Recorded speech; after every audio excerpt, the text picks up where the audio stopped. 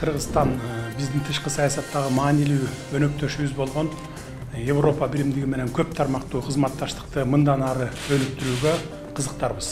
Сиздер даярдаган стратегиябыз бар дедиңиздер. Аны ишке ашуусуна биз болгон көмөгүбүздү көрсөтөбүз жана Европа биримдиги менен кызматташууга биз дайым даярбыз. Бизде адам укуктары дайыма сакталат. Анан кийин журналисттерди дагы куугунтуктоо болбойт. Мына 1 жылдан бери бир дагы журналистти бир госчиновник же министр же мен тараптан сотко берүү же болбосо аркасынан куугунтуктоо болгон жок. Анткени мен суранып атам, журналисттер эмнени гана жазбасын, сотко берип алар менен талашып тартышпагыла. Анткени ар бир кыргызстандыктын колунда смартфону бар.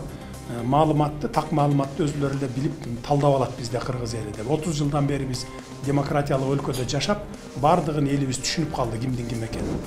АКШда полиция кызматкерлери атып салган кыргызстандык. Тышкы иштер министрлиги үн катты.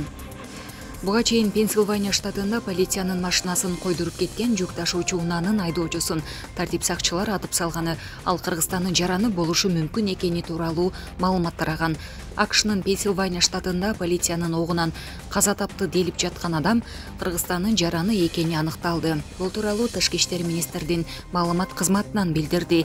Кыргызстандын АКШдагы элчилигине Пенсильвания штатында 28 жаштагы кыргызстандыктын каза болгондугу тууралуу кабар келип түшкөн. Алдын ала маалыматтарга караганда ага полиция кызматкерлери бир нече ирет ок чыгарган. Окуя 5 октябрь күнү болгон деп айтылат билдирүүдө.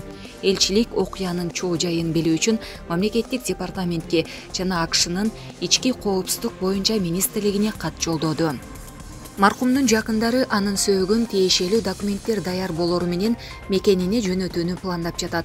Элчилик анын бир тууганы менен байланышта болуп, документтерди тууралуу боюнча мүмкүн болгон жардамын көрсөтүүдө деп айтылат маалыматта.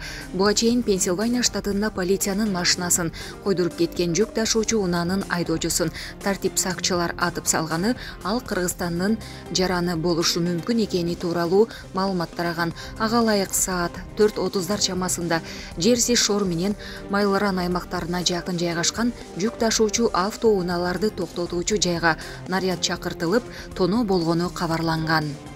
Тартип сакчылары жерине келгенде оор жүк ташуучу унаанын айдоочусу транспорттун тыныкчу аялдамага токтотуп, өзү анын ичине бекинип алганын байкашкан. Полиция өкүлдөрү машинаны курчоого алып, шектүүнү мажбурлап сыртка чыгарууга аракет кылышкан. Бирок айдоочу жүк ташуучу автобус менен полициянын 2 машинасын койдуруп кеткен. Мындан улам тартип сакчылар ага карай ок чыгарган. Телеканалдын маалыматына караганда, оор жаракат алган айдоочу ошол жерден эле жан берген. Бир нече офицер жеңил жаракат алган. Афганистанда жума намазы учурунда мечитте жардыруу болду. Бүгүн 8 октябрда Афганистандын түштүк тарабында жайгашкан Кундуз шаарында мечитте жардыруу болду. Бул тууралуу чет элдик басылмалар билдирди. Маалым болгондой, окуя шииттер жума намазын окуу учурунда болгон. Жардыруудан кеминде 100 адам каза болгону айтылууда. Жаракат алгандардын саны такталууда. Төрахан Жунусбеков, уялчак депутаттын мээси арактан айланып калган. Бул тууралуу Төрахан Жунусбеков жеке Facebook баракчасына жазды. Уялчак депутатка айтып коеюн, мэри менен Айпери Таластын Бакаята районунун суусун ичип чоңойгон кыздар. Аракты көп ичкен адамдын мээси тегеренип калат деген чын окшойт. Дүйнө чемпионаты. Кайрат Түгөлбаев тажик спортчусуна мүмкүнчүлүк берген жок.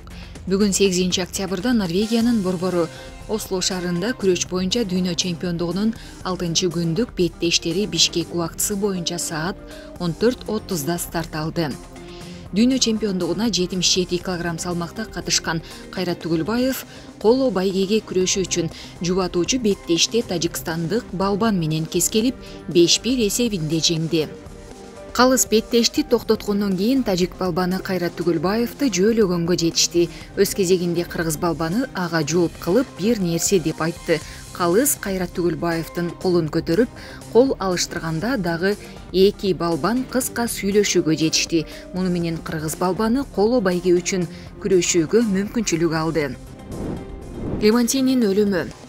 Күбөлөр онлайн сурак берди. Бишкектин 1-май райондук сотунда кайманааты Лимантий аркылуу белгилүү болгон Кремтөбөл Алмазбек Сулаймановдун өлүмү боюнча соттук териштирүү уланууда.